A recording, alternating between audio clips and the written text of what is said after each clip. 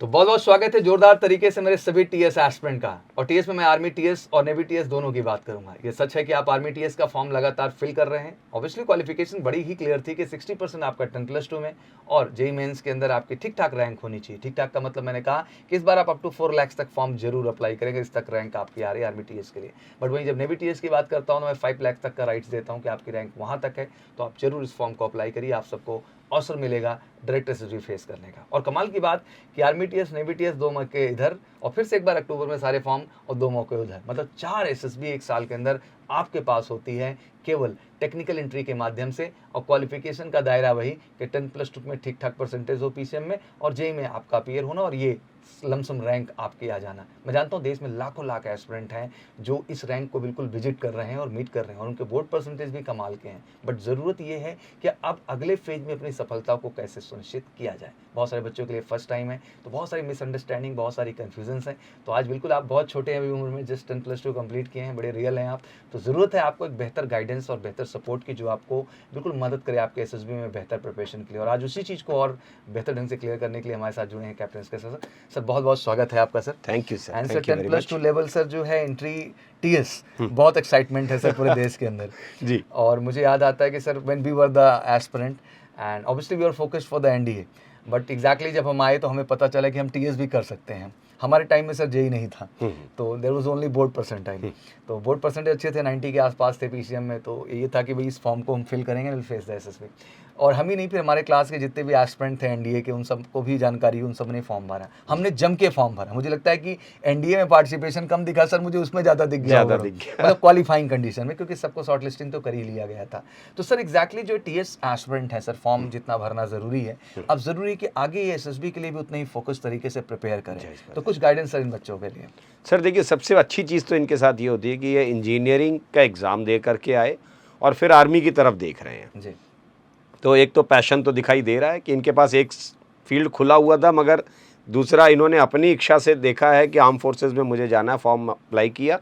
अब आप short listing की तरफ जाएंगे और फिर आपको एक चीज़ बड़ी अच्छी इसमें से, जो इनकी जो कमज़ोरी जो पकड़ में आ जाती है, आर्मी टीएस 10+2 के बच्चों का जो कम्युनिकेशन होता है, स्क्रीनिंग की जो वजह रह जाती है, जो कम्युनिकेशन है, ये अपने कम्युनिकेशन के ऊपर काम नहीं करते हैं।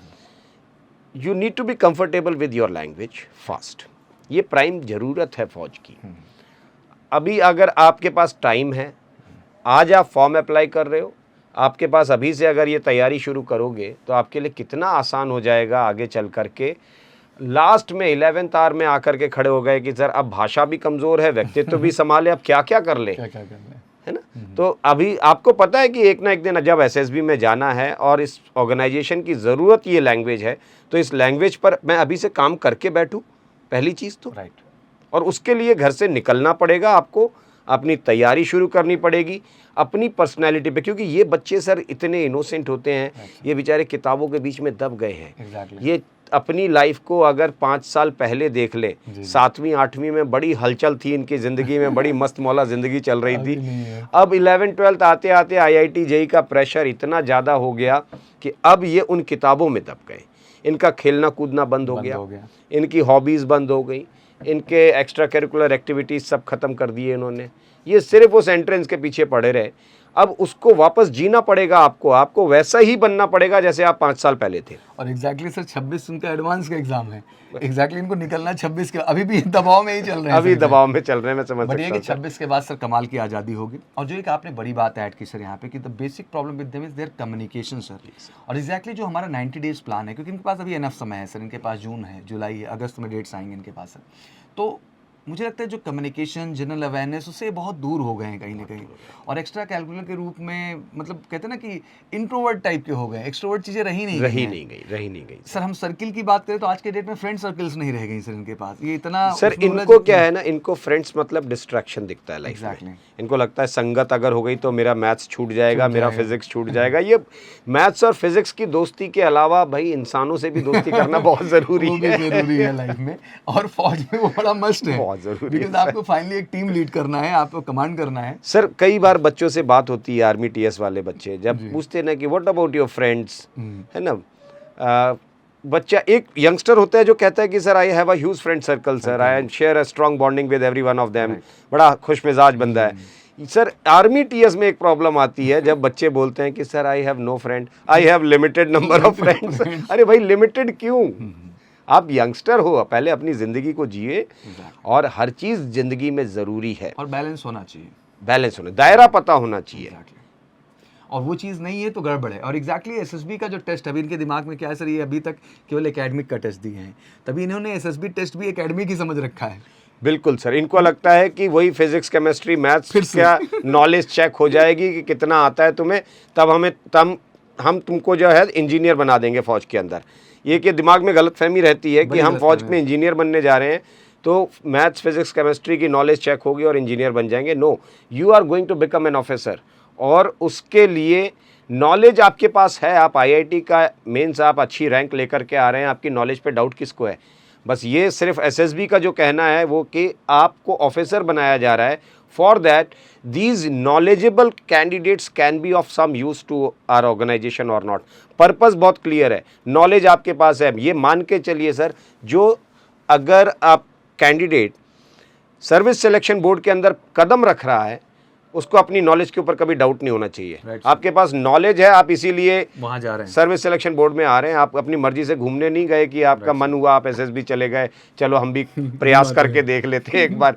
आपको बुलाया गया है, बाकायदा डेट दे करके आपके रहने की खाने की व्यवस्था की गई है, आपको थर्ड एसी का आने जाने का किराया दिया जा रहा है सरकार के द्वारा। तो आप कोई साधारण कैंडिडेट नहीं है कि आपको बुला लिया और चलो देख लेंगे। मगर आप नॉलेजेबल हो, आपकी नॉलेज पे आप डाउट नहीं है, नॉलेज परख करके तो कॉलिंग रेशो तय किया जाता है। अब सवाल आता है कि ये नॉलेजेबल कैंडिडेट इस ऑर्गेनाइजेशन में जब जवाबदारियां उठाएंगे तो कितनी उठा सकते हैं। जिस इंसान ने अपनी जिंदगी ढंग से नहीं जी है, जायज़ बात है वो दूसरों को उनकी जिंदगी जीने नहीं देगा और वो मोटिवेशन, वो इंस्पिरेशन आएगी कहाँ से?